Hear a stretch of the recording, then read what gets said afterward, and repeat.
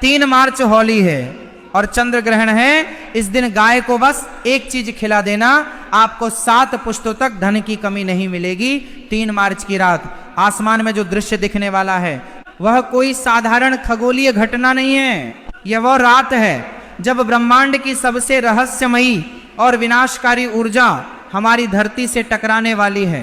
ज्योतिष और तंत्र शास्त्र में चंद्र ग्रहण को एक ऐसा समय माना जाता है जब ब्रह्मांड के सारे अदृश्य द्वार खुल जाते हैं। इस दिन किया गया एक छोटा सा उपाय भी 1000 गुना ज्यादा फल देता है और अनजाने में की गई एक छोटी सी गलती आपकी आने वाली पीढ़ियों तक का विनाश कर सकती है। क्या आपने कभी सोचा है कि क्यों कुछ घर हमेशा धन से भरे रहते हैं और कुछ घरों में कितनी भी मेहनत कर लो पैसा टिकता ही नहीं? इसका सीधा संबंध हमारे कर्मों और ब्रह्मांड की इस रहस्यमयी चाल से जुड़ा है।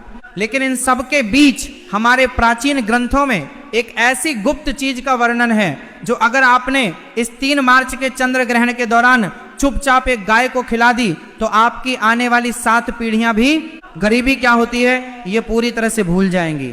धन की देवी माता लक्ष्मी आपके घर में स्थायी रूप से वास करेंगी और राहु केतु जैसे क्रूर ग्रह भी आपके सामने घुटने टेक देंगे। वो एक गुप्त चीज क्या है और उसे ग्रहण के दौरान किस विशेष समय पर खिलाना है ये मैं आपको आगे बताऊंगा। लेकिन उससे पहले आपके लिए ये समझना बहुत जरूरी है कि ये चंद्र ग्रहण इतना विनाशकारी और साथ ही इतना चमत्कारी दोनों क्यों है।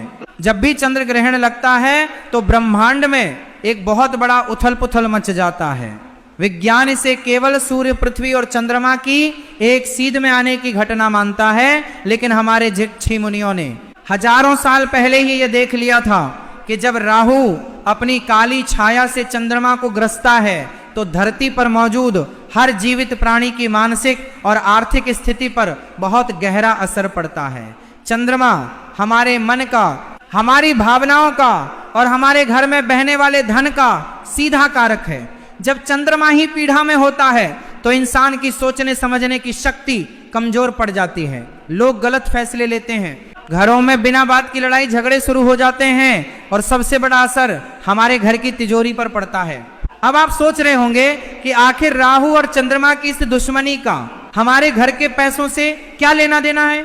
इसके पीछे एक बहुत बड़ी और रहस्यमयी कथा जुड़ी हुई है जो सीधे समुद्र मंथन के समय काल से आती है। जब देवता और असुर मिलकर क्षीर सागर में समुद्र मंथन कर रहे थे तो उसमें से 14 अनमोल रत्न निकले थे। उन रत्नों में से एक साक्षात माता लक्ष्मी थी और एक भगवान धनवंतरी थे जो अपने हाथ में अमृत का कलश लेकर प्रकट हुए थे। जब भगवान विष्णु ने मोहिनी रूप धारण करके देवताओं को अमृत पिलाना शुरू किया तो स्वर भानु नाम का एक मायावी असुर भेष बदलकर देवताओं की पंक्ति में जाकर बैठ गया। उस मायावी असुर ने छल से अमृत की कुछ बूंदें पी ली, लेकिन जैसे ही अमृत उसके गले से नीचे उतरने वाला था वहां बैठे सूर्यदेव और चंद्रदेव ने उसे पहचान लिया और भगवान विष्णु को इशारा कर दिया। भगवान विष्णु ने तुरंत अपने सुदर्शन चक्र से उस असुर का सिर धड़ से अलग कर दिया, लेकिन क्योंकि अमृत उसके गले तक पहुंच चुका था इसलिए उसका सिर और उसका धड़ दोनों हमेशा के लिए अमर हो गए। उसका सिर राहु कहलाया और उसका धड़ केतु कहलाया। उसी दिन से राहु और केतु सूर्य और चंद्रमा को अपना सबसे बड़ा दुश्मन मानते हैं। जब भी समय चक्र घूमता है राहु अपनी उसी पुरानी दुश्मनी का बदला लेने के लिए चंद्रमा को निगलने की कोशिश करता है। इसी घटना को हम चंद्र ग्रहण कहते हैं। जब राहु चंद्रमा को जकड़ता है तो चंद्रमा से निकलने वाली अमृतमयी किरणें धरती तक नहीं पहुंच पाती। इसके बजाय राहु की जहरीली और नकारात्मक ऊर्जा धरती पर गिरने लगती है।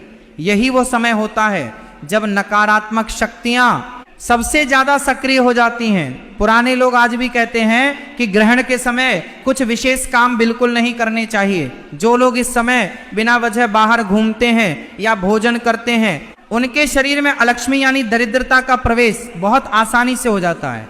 दरिद्रता कोई बीमारी नहीं है बल्कि यह एक नकारात्मक ऊर्जा है जो आपके घर के वातावरण को पूरी तरह से दूषित कर देती है।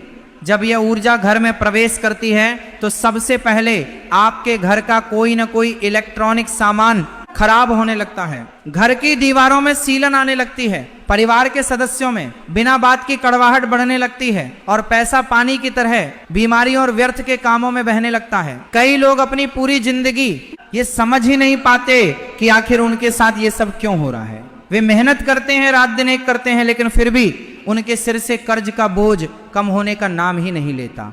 ये सब उसी नकारात्मक ऊर्जा का खेल है जो कभी किसी ग्रहण काल में या किसी अशुभ समय में उनके घर में प्रवेश कर गई थी। तो क्या इस विनाशकारी ऊर्जा से बचने का कोई रास्ता नहीं है? क्या हम राहु के इस मायावी प्रभाव को रोक नहीं सकते?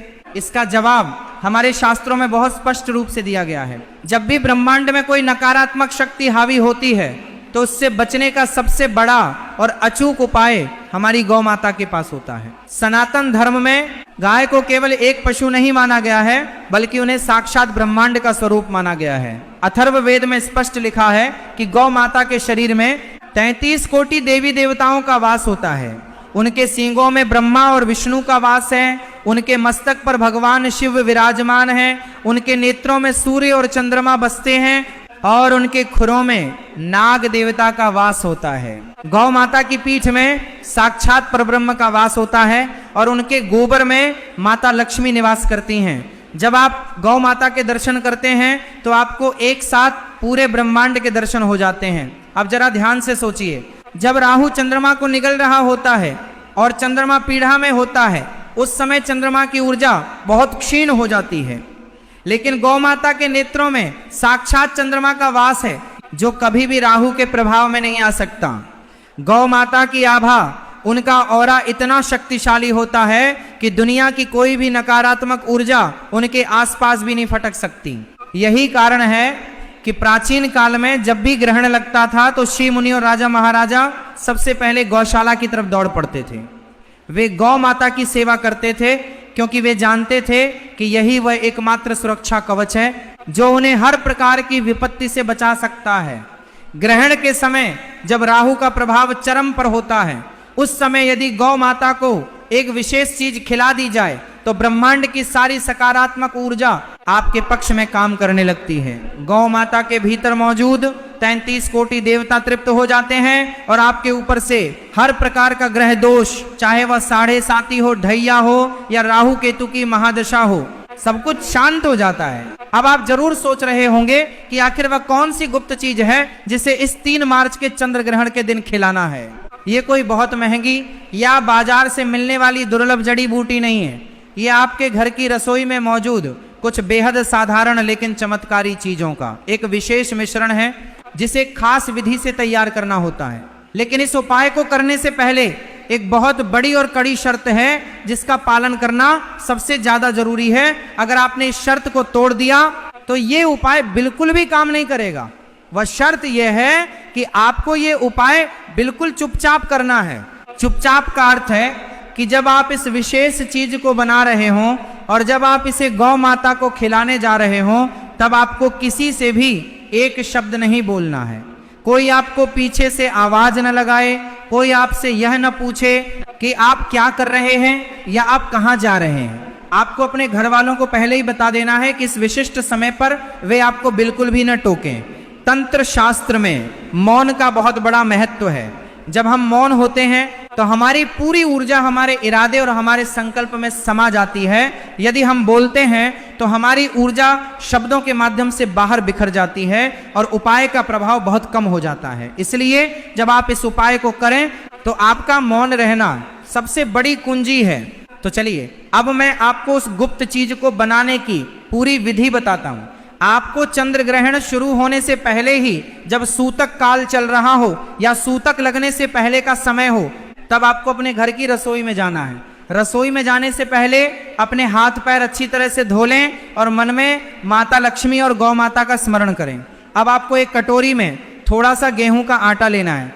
गेहूं को सूर्य का प्रतीक माना जाता है। सूर्य ही इस ब्रह्मांड में ऊर्जा और जीवन का सबसे बड़ा स्रोत है। इसके बाद आपको इस आटे में थोड़ा सा गुड़ मिलाना है। गुड़ मंगल और सूर्य दोनों का प्रतिनिधित्व करता है, जो आपके जीवन में साहस, शक्ति और जमीन जायदाद से जुड़े लाभ लाता है। इसके बाद जो तीसरी और सबसे रहस्यमयी चीज आपको इसमें मिलानी है वह है काले तिल। काले तिल सीधे तौर पर शनिदेव और राहु केतु से जुड़े होते हैं। ग्रहण के समय राहु के अशुभ प्रभाव को शांत करने के लिए काले तिल से बड़ा कोई अस्त्र नहीं है। काले तिल आपके पिछले जन्मों के उन सभी बुरे कर्मों को सोख लेते हैं जिनकी वजह से आपके जीवन में आज दरिद्रता और परेशानियां आ रही हैं। आपको उस आटे और गुड़ के मिश्रण में एक मुट्ठी काले तिल डालने हैं। अब इसमें आपको शुद्ध देसी घी मिलाना है। घी माता लक्ष्मी और शुक्र ग्रह का प्रतीक है जो जीवन में ऐश्वर्य, विलासिता और सुख समृद्धि लाता है। अब इन सभी चीजों को थोड़ा सा पानी मिलाकर गूंथ लें और इसका एक बड़ा सा पेड़ा बना लें। ये पेड़ा कोई साधारण पेड़ा नहीं है, ये आपके जीवन की सभी समस्याओं, आपके सारे कर्जों और आपकी सारी दरिद्रता का एक प्रतीक बन चुका है। अब आती है सबसे महत्वपूर्ण बात। इस पेड़े के ठीक बीच में आपको एक साबुत लौंग छुपानी है। लौंग का फूल पूरा होना चाहिए, कहीं से भी टूटा हुआ नहीं होना चाहिए। तंत्र शास्त्र में लौंग को किसी भी ऊर्जा को बांधने या लॉक करने के लिए इस्तेमाल किया जाता है। जब आप इस पेड़े के अंदर लौंग को दबाते हैं तो आप असल में अपने घर की सारी नकारात्मक ऊर्जा, सारे कष्टों और राहु की सारी बुरी नजर को उस पेड़े के अंदर कैद कर रहे होते हैं। अब आपका ये चमत्कारी पेड़ा पूरी तरह से तैयार है। इसे एक साफ प्लेट में रख लें। जब चंद्र ग्रहण अपने चरम पर हो या जब ग्रहण का मोक्ष हो रहा हो, यानी ग्रहण खत्म हो रहा हो, तब आपको बिना किसी से कुछ बोले चुपचाप अपने घर से बाहर निकलना है। आपको ऐसी गौ माता को ढूंढना है जो शांत स्वभाव की हो सके तो किसी ऐसे रंग की गाय को चुने जिसका रंग सफेद और काला मिला हुआ हो, या फिर लाल रंग की गाय हो। लेकिन अगर ऐसी गाय न मिले तो जो भी गौ माता आपको दिखे आप उनके पास जा सकते हैं। गौ माता के पास जाकर आपको सबसे पहले अपने मन में उनसे प्रार्थना करनी है। आपको बोलना कुछ नहीं है, केवल अपने मन में कहना है कि हे गौ माता, हे सुरभि, हे कामधेनु, मेरे और मेरे परिवार के द्वारा इस जन्म में या पिछले किसी भी जन्म में जाने अनजाने में जो भी पाप हुए हैं उन्हें क्षमा करें। मेरे घर में जो भी दरिद्रता है, जो भी आर्थिक तंगी है, उसे अपने श्री चरणों में स्थान देकर हमेशा के लिए नष्ट कर दें। राहु और केतु की जो भी बुरी छाया मेरे परिवार पर पड़ी है उसे अपनी दिव्य दृष्टि से भस्म कर दें। यह मानसिक प्रार्थना करने के बाद वह पेड़ा अपनी दाईं हथेली पर रखें और गौ माता की तरफ बढ़ा दें।